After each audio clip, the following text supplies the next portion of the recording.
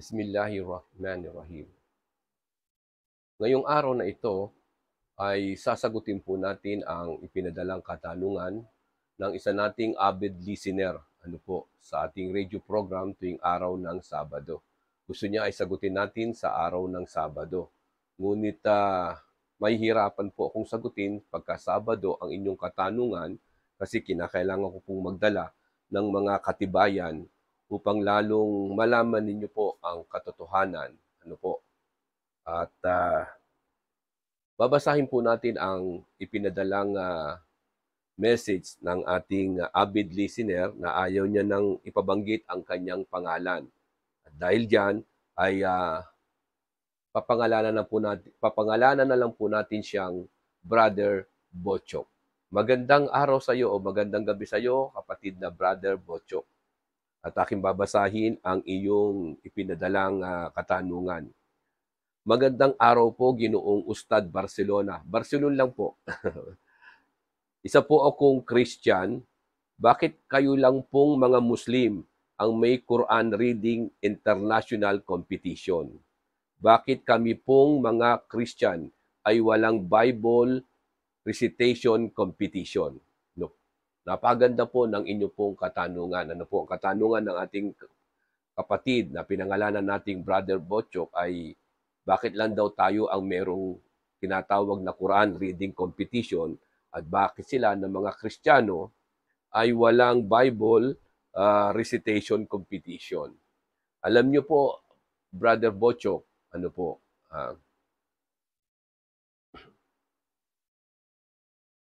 meron pong mga mabibigat na kadahilanan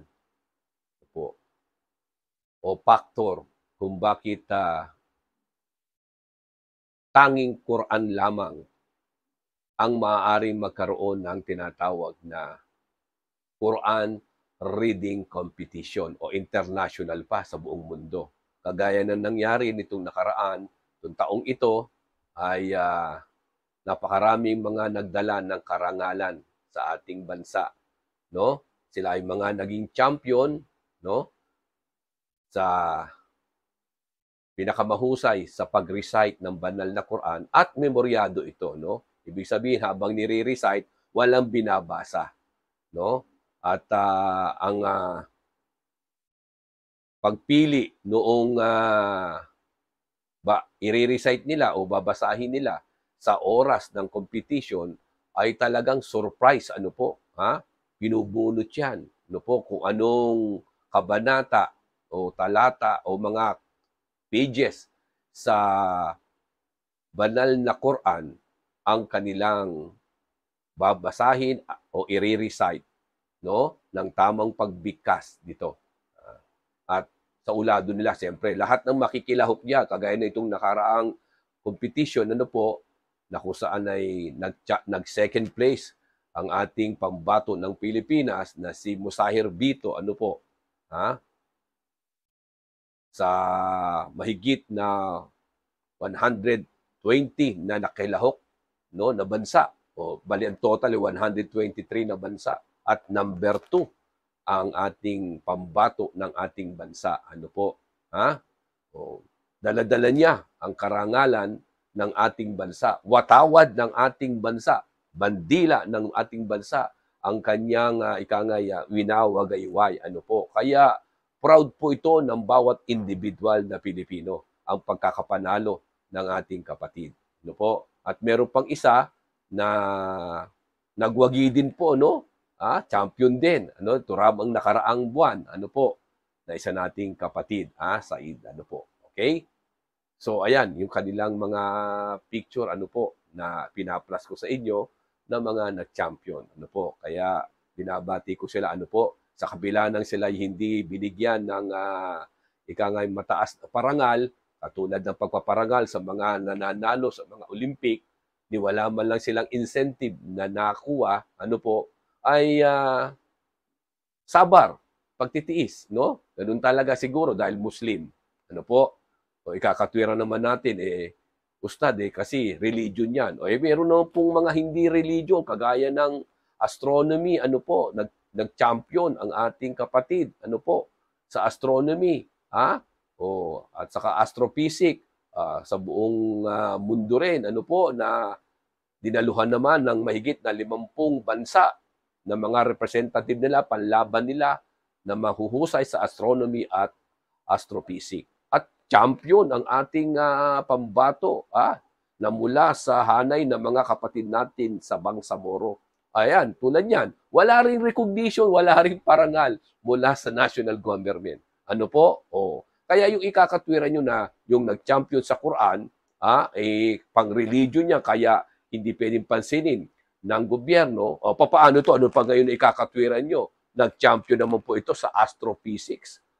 Astrophysics at saka astronomy. Hindi po pang-religion yan. Ang daladala niyang bandila ay bandila ng ating bansa. Watawad ng ating bansa. At talagang pride ng mga bawat individual na Pilipino, pride ng ating bansa. Ano po? May pagmamalaki natin na tayo talagang tayo ay mauhusay tayong mga Pilipino. Ano po?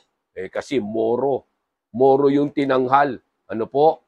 Na pinakamahusay sa astrophysics at saka astronomy. Ano po? Kaya, ibit-balikat lang, wala man lang mga news, walang pagbabalita sa malalaking network kasi nga Muslim. Ano po? Yan po ang katotohanan. Ano po? Kami po iniitsipwera ninyo. Ayaw nyo na kayo'y masapawan namin sa kabila ng batid nyo na ang mga Muslim ay tunay na likas na matatalino. Ano po? Taglay nila ang talento na talagang maghahatid ng matataas na karangalan sa ating bansa. Iwanan natin yan, Brother Bochok. Medyo na-emotion tuloy ako, dahil sa bakit ganoon para kaming mga third-class citizens o second-class citizens, samantalang naghahatid kami ng karangalan sa ating bansa. Ang mga Bangsamoro, ang mga kapatid natin, dahil Muslim nga, yun, Etchepera, kayo ang nagtutulak sa amin para mawalan kami ng amor sa ating pamahalaan. Po? At dumadami tuloy ang nag-iisip ng mga Bangsamoro na kung saan ay mga Moro na dahil sa hindi sila kontento sa pamamalakad ng gobyerno, lalo na ng gobyerno nasyonal, hindi kami binibigyan ng pansin, katulad na nangyayaring yan, ay dumadami tuloy ang mga naghahangad na humiwalay na lang, at magtayo ng sariling bansa ang mga Moro. Po? Ang pangit naman po yun, na tayo ay pare-parehong mga nandito sa isang lupa ay tayo maghiwalay at magkaroon ng sariling gobyerno at pamahalaan, sariling bansa ang mga kapatid nating mga Moro o mga kapatid nating Muslim. Po? Samantalang tunay na sila ang dapat nating pasalamatan, tanawan natin ang malaking utang na loob sapagkat sila ay patuloy na nagtanggol sa ating bansa. Po? Maraming mga dayuhan ang mga talagang nagpilit na sakupin ang ating bansa pero kailanman hindi bumitaw ang mga Moro sa pakikipaglaban. Kaya dapat ito tanawin natin ang utang na loob. Sila dapat ang first-class citizen sa ating bansa. Po? Dahil hindi sila nagpasakop sa mga dayuhan. Po? Na natiling ipinaglaban nila ang ating bansa. Po? Nakaalis ang mga dayuhan pero patuloy silang nakipaglaban. Po? Tapos nag-aatid sila ng karangalan sa ating bansa sa pamamagitan ng pagiging champion sa recitation sa Quran, pagiging champion sa astronomy at astrophysics, pero wala lang, ganun lang. Po?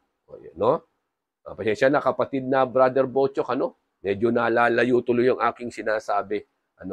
Okay. So, talagang hindi pwede na ang mga Kristiyano ay magkaroon na tinatawag na Bible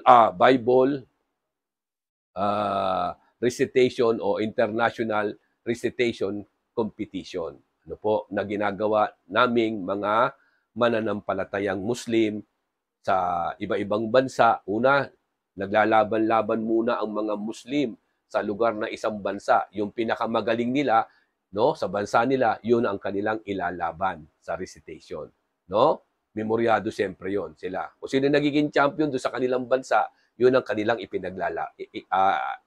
representative na ipinanlalaban. At yung nakaraan, 123 na bansa ang sumali sa kompetisyon na naganap sa Saudi Arabia at number 2 tayo. Ano po? At ngayon, may naganap na naman na kompetisyon kailan lang, ano po, champion naman po, ano? Ayun, ha?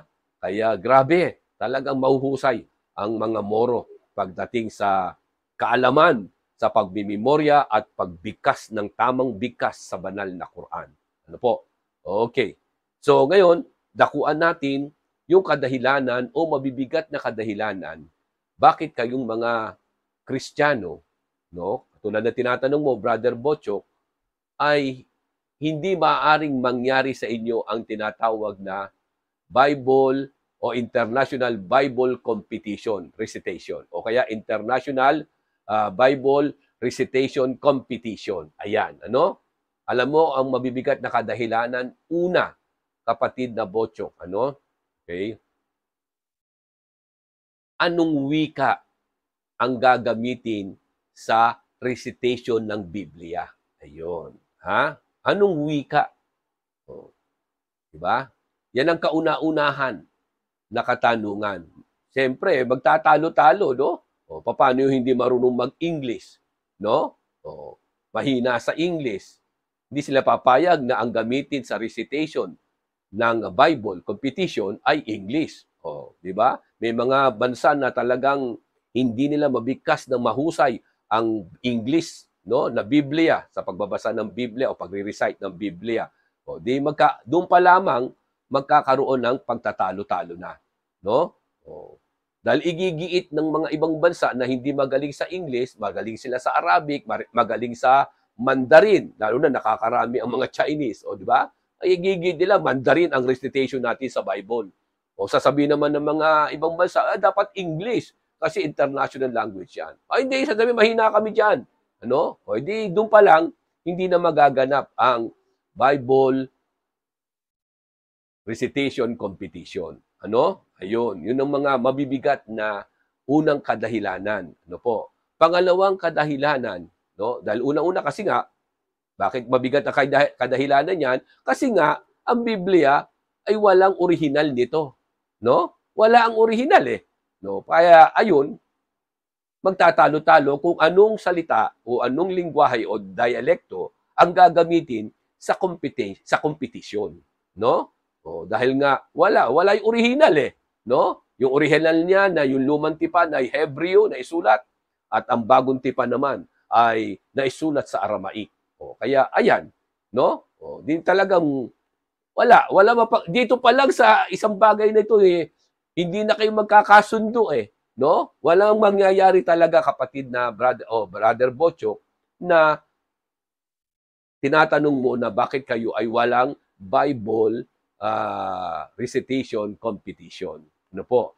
O, another na mabigat pa na kadahilanan bukod sa una, lingwahe, no? Anong lingwahe o salita ang gagamitin sa pagre-recite ng Biblia? Ano? O, yun. Ha? 'Di ba? Kaya mabigat, ano po? Pangalawa, nakadahilanang mabigat, anong Biblia na version ang gagamitin? Ano po? Anong version? Dahil kasi mahigit 200 ang version ng Biblia. O ito lang magbabahagi ako sa inyo ng ilang bagay, no? O halimbawa ito. O ito ay version na hindi ang title ay Biblia, pero Biblia po ito. Buong Biblia ito. Ito ay The Way, no? The Way, pero Biblia po ito, no? O yan, ito po ba ang gagamitin na Biblia? Yung The Way, The Living Bible, no? By Tyndale. Ayan, no? Yan. Ito po ay version na sinalin ni Tyndale. Okay. Ito po ba na kung saan ay siya rin ang may salin nito, no po? Tyndale din po ito, pero The Living Bible, paraphrase naman niya. Iba po ang laman nun dito, pero iisa lang ang author nito. Ito naman, paraphrase niya. O, ito po ba ang gagamitin? Bagamat isang Biblia, isang version, Living Bible, pero yung isa, regular English Illustrated. Ito naman, paraphrase. Ito po ba ang gagamitin, Brother Bochok? Ito pang isang another Bible. Ano po? Paraphrase yan. Ano po? O ito po. Ito po ba ang gagamitin? Itong Biblia ng mga pastor. Ang tawag po sa Bible na ito ay, title niya ay Poimen. Poimen. Ano po? Asan ba yung harapan? Ay, ito. Ayan, ano po? Oh. Poimen Bible. Ayan, ano po? Ito po ay Biblia ng pastor kasi, ayan o, Poimen. O, Poimen. O. So, sa mga pastor po ito, ang Biblia ng mga pastor. Ayan, ano po? O, ito po ba ang gagamitin? Yung ginagamit ng mga pastor. Kaya kung hindi ka pastor, wag ito ang gagamitin. No po? O hindi pa naman pastor yata yung mga maglalaban-laban kung sakasakaling magkaroon ng tinatawag na Bible competition o recitation. No? Ito po ba? Yung Biblia ng pastor. O ito po, ito ayaw niyang gamitin yung kagaya ng nung unang pinakilala natin, the way, ayaw niyang gamitin salitang Bible. Ang ginawa niyang title, The Book. Kasi yung author po nito o yung nagsalin po ng Bibliang ito, alam niya na ang salitang Biblia ay imbento lamang. O kaya tinitle niya yung Biblia, The Book, imbis na Biblia o Bible ang gamitin niya. Ano? Pero ito po rin, pareho lang nito ng Bibliang ito, ang laman. Ano po ibig sabihin? Pareho yung Biblia, silang pare-pareho. Yun nga lang, hindi niya tinanggap niya yung salitang Bible sa kanyang pagkakasalin sa Biblia, no? Dahil alam niya na ang salitang Bible ay isa lamang imbento, no? Na hindi matatagpuan sa loob ng Biblia, yung salitang Bible. Ano po? Ayan. Okay? O ito po ba, yung Holy Bible, ano po? Ito naman po, American Standard Version po ito. Holy Bible, ayan. O ito po ba ang gagamitin? Standard na version ng Amerikano. O, di ba? Iba po ang laman nito doon. Iba talaga. Iba rin ang pagkakakonstruct ng salita. O paano po yun? Paano yun? Hindi, iba-iba ang mangyayari. Ano po? Ayun. O ito rin po, Holy Bible din to. New Century Edition o version din po ito, no? New Century Version. Ayan, no? O, New Century, Holy Bible. O iba rin po ang laman nito doon, sa pagkaka-construct ng lingwahe. Ano po? In fact, sa totohanan, iba-iba ang laman eh. Kaya nga tinawag na version dahil iba ito doon sa isang version. Ano po? O ayan po ba gagamitin, Brother Bochok? O ito, baka naman po ito, NIV. Ano po? O iba rin po dito sa iba yan. Iba rin ang laman nito doon. Kaya nga magkakaroon ng kaguluhan eh. O ito, lalo na po ito. Ito po ba ang gagamitin? Ito tinatawag na the Jerusalem. Baka sa Jerusalem po ginawa ito. Ano po? Itong Bible na ito. Ito po ba ang gagamitin standard sa gagawing competition kung sakasakali magkaroon ng Bible International Reading Competition? Ito po ba itong Jerusalem? No po? Iba po ang ano nito, pagkaka-construct ng lingwahe sa mga nauna pang pinakita ko sa inyo. No? Pinakita ko sa inyo, no? O baka naman po itong The Promise. Ito po, The Promise. Ayan, The Promise din po. Yung isa nyo kanina, ganun din ang ginamit. Pero iba rin po ito. Kasi contemporary po ito, English version. O ito po ba ang gagamitin? No po? O baka naman ito po, ito mas matindi po ito, Holy Name Bible. Ito po yung pinakamatanda kong Biblia. Ito po mahigit na 400 years old na po ito. 400 years old na po ito, kaya kita nyo, pati yung papel niya, talagang antigo na. Ano po? Ang kagandahan sa Bibliang ito, no? Nakakatuwa, no? Bible din po ito, pero hindi nyo mababasa ang pangalang Jesus. No? Hindi Jesus ang inilagay na pangalan ng kinikilala niyong Hesukristo. No? Ayan. Hindi po Jesus. Kaya paano po yan? Dahil naniniwala yung may gawa ng nag-translate o nagsali ng Bibliang ito, ng version na ito, na tinatawag nating pinakaluma po ito, no? O pinakaluma, ano, ayan. Lumang-luma po ito talaga. No? Talagang 400 years old na po ito. Nakakatuwa po ito, no? Bagamat Holy Name Bible, no? Bible din matatawag, pero ang kagandahan niyan, no? Mine-mention yung tinatawag na Hesukristo ninyo, pero hindi Hesukristo ang pangalan na nakasulat dito. No po? O, paano po yun? Ha? Sa pangalan ni Hesukristo, hindi niya tinatanggap na hindi yun, ang katwiran ng Bibliang ito na Holy Name, Bible, hindi tunay na pangalang Hesukristo ang pangalan ng anak ni Birhen Maria. Kundi yung isinulat niya rito, sang-ayon sa kanyang argumento. O, ha? O, hindi ko sasabihin. Ha? Pag hinamon na lang ako ng mga pastor, kung ano yung pangalang isinulat dito noong author o nagsalin ng Bibliang ito na Holy Name, Bible. Ha? Anong pangalan ang ginamit niya sa anak ni Birhen Maria? No po? O, hindi po Jesus Christ. Hindi Jesus Christ ang mababasa nyo. Kaya doon pa lang sa pangalan ni Kristo, paano na i-recite? Halimbawa, sa Bagong Tipan, i-mention yung pangalan ni Jesucristo. Ito po ba ang gagamiting Biblia? Eh di magugulat kayo. Sino ba yun? Sino ba binanggit na yun? O hindi nyo kilala. Kasi nga, alien sa inyong pandinig dahil hindi nyo narinig. O, katwiran nung nagsali nito, yun ang tunay na pangalan ni Jesus. Ha? Yung pangalang Jesus, imbento lamang. Sang-ayon sa Bible na ito, dito sa Holy Name Bible na ito, O paano po yan? Ito po ba ang gagamitin? Ay magtatalo-talo po ayo, tinan nyo. O kung anong version ng Biblia ang gagamitin. Ano po? Baka naman ito po. Good News Bible. Nakakatuwa, no? Good News Bible, Today English Version. Ano po? Ayan. Today English Version. Alam nyo kung ano? Nakakatuwa po ito kasi ito po ay katulad din ng mga naunang Bibliang ito, naglalaman po ito ng 66 books. Ano po? 66 na aklat mula Genesis hanggang Apokalipsis o pahayag. Ano po? O Revelation. Ano po? 66 lahat yan. 66 ang bilang. Ano po? Ano po itong version? Good News Bible. At ito ay kanilang inilathala o ipinagbili noong pinakalat nila po ito, pinagbili noong 1976. Ayan, 1976 nung kanilang ipagbili ito, no?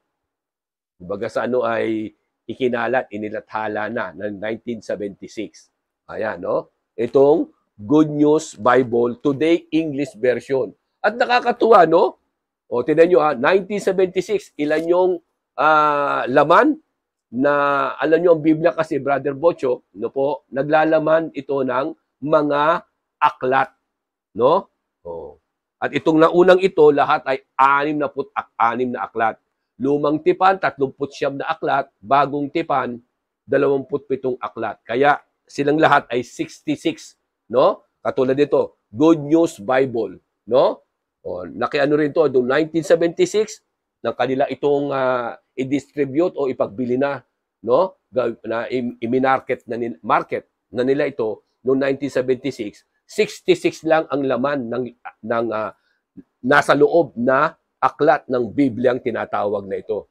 Pero nakakagulat pagkaraan lamang ng 3 taon. Siya rin po yung Good News Bible. Ayan, no? Good News Bible, Today English Version. Ayan, maging sa loob po, no?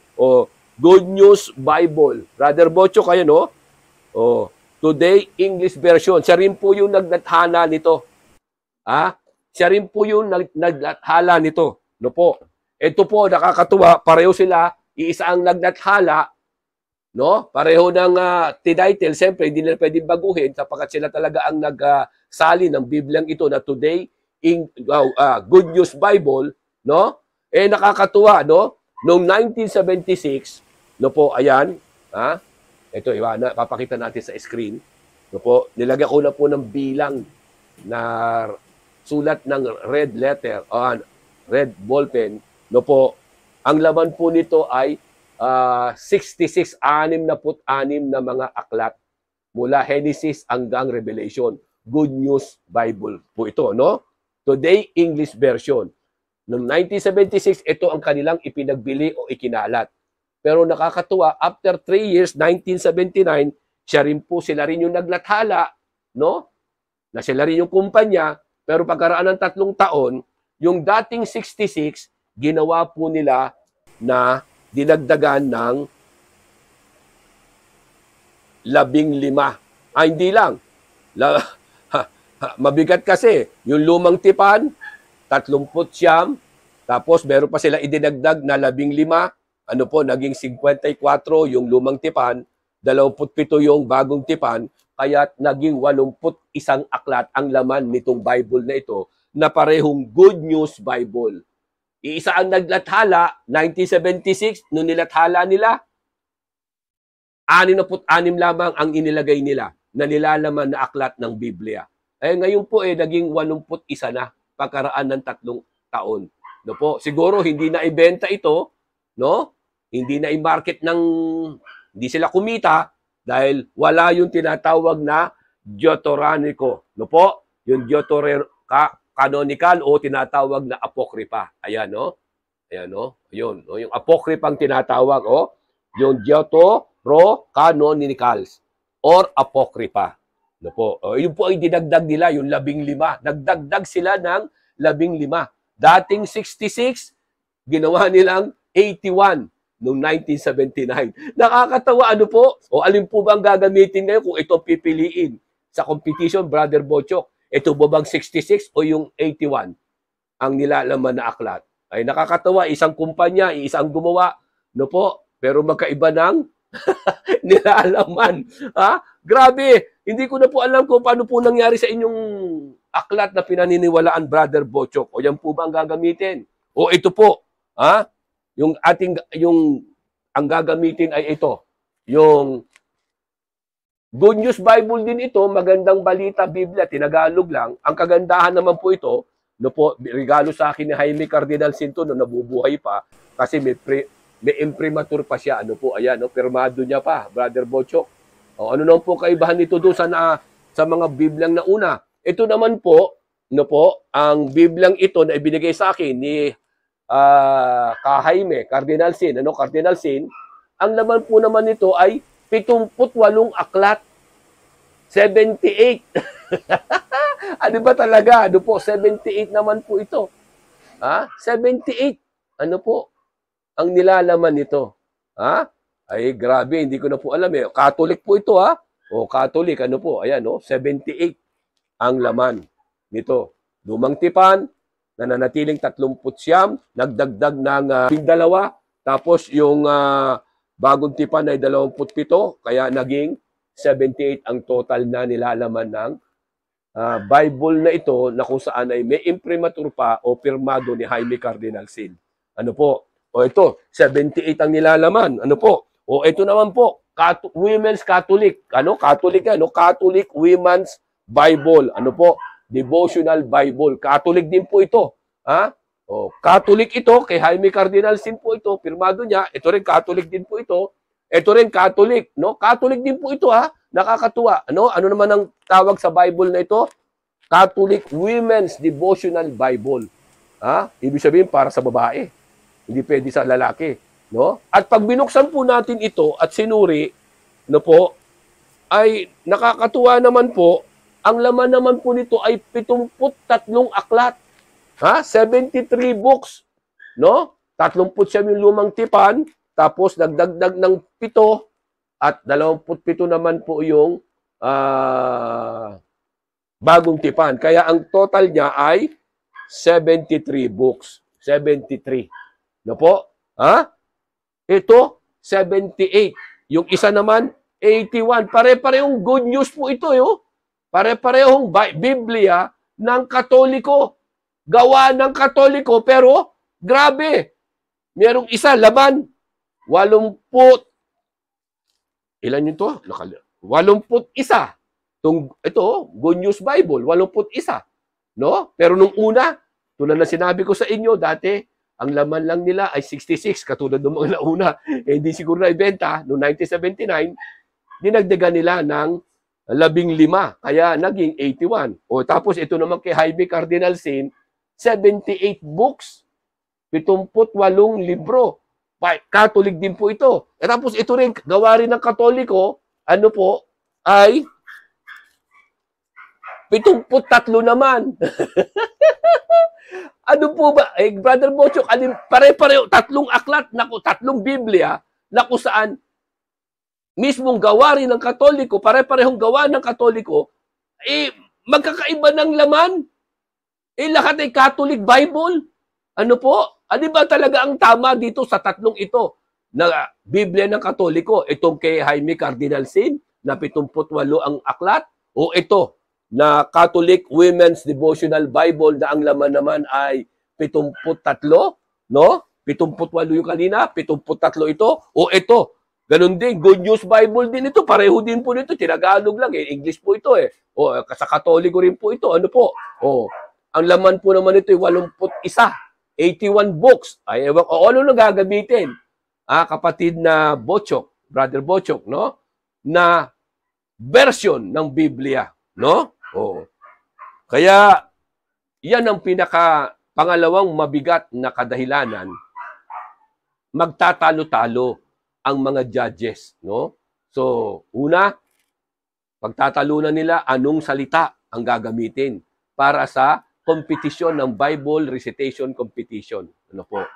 International competition ng Bible. Pangalawa, anong version ng Biblia? Dahil bawat Biblia o version ng Biblia, iba yung laman doon sa kabila na version. Iba ang laman nito dito. Pero bagamat dito nakakatuwa, dapat ito pare-Catholic Bible ito, dapat pare-pareho ng laman eh. Ay hindi eh. Magkakaiba ng laman eh. Ano po? Magkakaiba ng nilalaman na dami ng aklat sa loob ng Biblia. Ano po? Di ba, Brother Bocho? Kaya, imposibleng mangyari na magkaroon kayo ng International Bible Competition. No? Dahil, pagtatalunan, anong version? Bukod sa salita, anong salita ang gagamitin? Anong klaseng Biblia ang gagamitin? Anong version? Dahil nga iba-iba ang laman ng inyong Biblia. Iba-iba ang laman, dami. No? Grabe. Ang Quran, iisa lang. 123 na bansa naglaban-laban nitong nakaraan, iisa lamang ang Quran na ginamit. Ang orihinal niya. Nananatili sa kanyang orihinal na kalagayan, hindi napalitan, hindi nabawasan. Kahit isang letra. No? Sa labanan, sa competition sa Quran, ano po, isang letra lamang ang hindi nila mabigkas. Talo na kaagad yun. Kasi ang banal na Quran po, kung ilang letra ibinaba ito sa huling sugo, nananatili siya sa ganyang kalagayan. No less, no more. Walang nabawas, walang naidagdag. Kaya sa competition sa Holy Quran, recitation, ano po, yung letra dapat mabibigkas ng mga naglalaban-laban. At iisang lingwahe lang ang ginamit nila kung ano yung lingwaheng ginamit ng ibaba sa huling sugo, ng ipahayag sa huling sugo ang banal na Quran. Kaya kita nyo, iisa. Bagamat iba-iba silang lahi, iba-iba ang kanilang wika, no? Iba-ibang bansa ang kanilang pinanggalingan, pero grabe, iisang lingwahe lamang ang ginamit sa kompetisyon, sa international competition sa banal na Quran. Kaya, ganyan po, no? Ano pa ang mabigat pang kadahilan? Ang dami, no? Bukod sa ganito, napakarami pang kadahilanan, Brother Bocho, no? Na kung saan ay hindi talaga ubra na kayo ay magkaroon ng Bible reading competition. Kasi sa mga nauna kong mga ipinahayag na mabibigat na kadahilanan, ay yung pang nilalaman nito, no?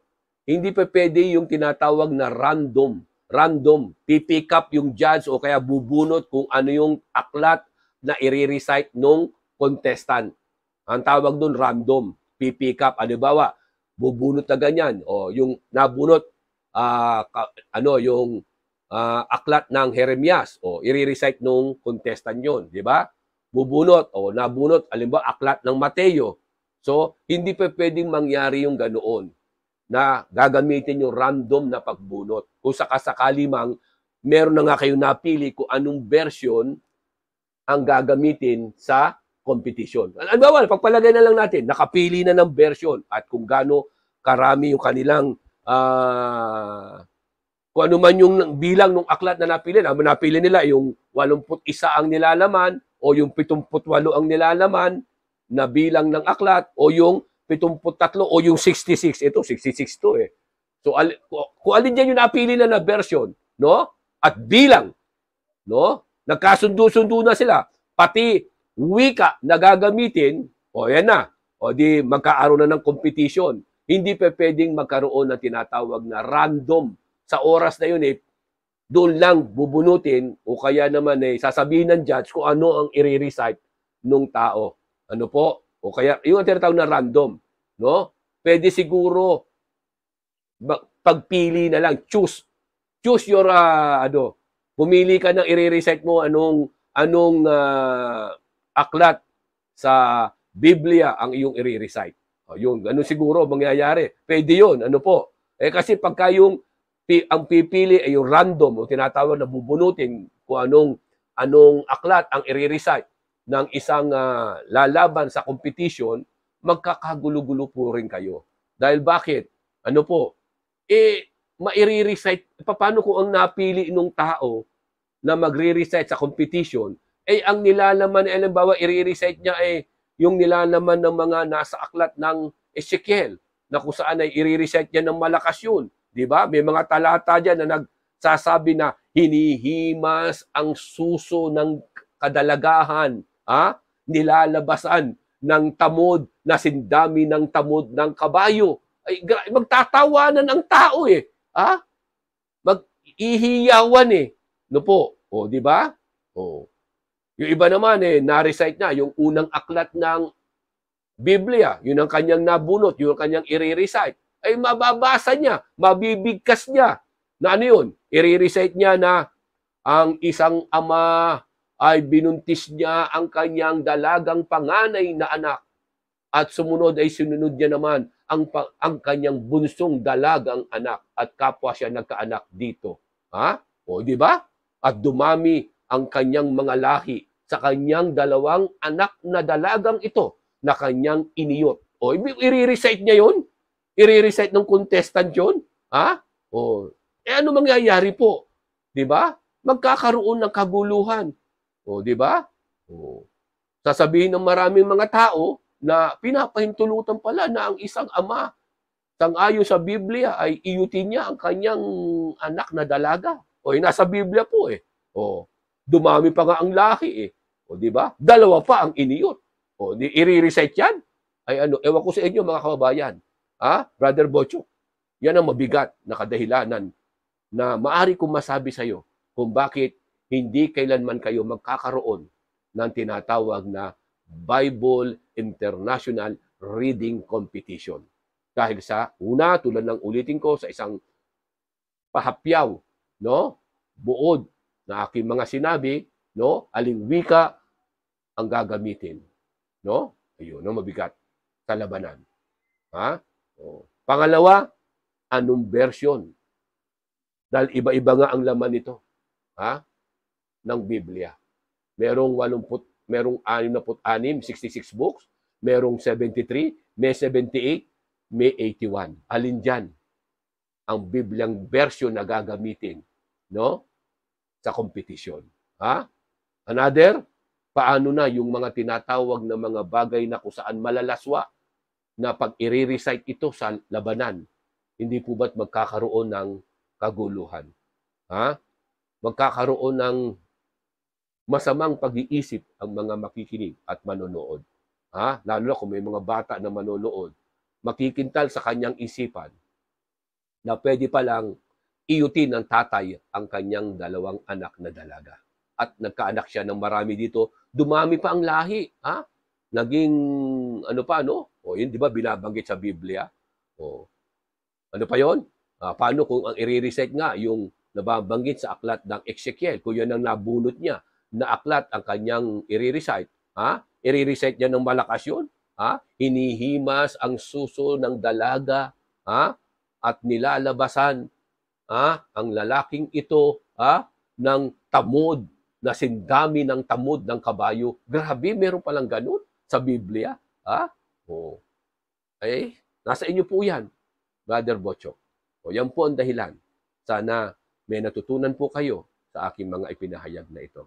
No? Kung bakit hindi talaga uubra na magkaroon ng international Bible recitation sa mga Kristiyano. Dahil hindi nyo alam, no? Magkakagulo kayo kung anong Biblia ang inyong gagamitin.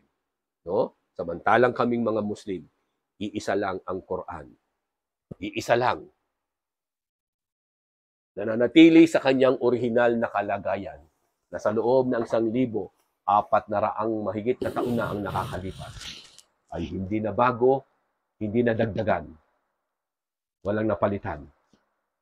At 3 years old, 4 years old, 5 years old, libo-libo, milyong kabataan ang nakamemorya nito. Kaya nga ang Quran, siya na lamang ang natitirang totoong purong salita ng Diyos na ating mapapanaligan. Ang Biblia, wala. Dahil aling Biblia ang dapat paniwalaan ng mga Kristiyano. Nasa inyo na po ang pag-iisip, pagmuni-munihan niyo po, mga kababayan, ang aking sinabing ito. Lalo ka na, Brother Botchok, sana nasagot ko ang iyong katanungan. Ito po ang inyong kapatid, Ustad Ahmad Barcelon. Salamat.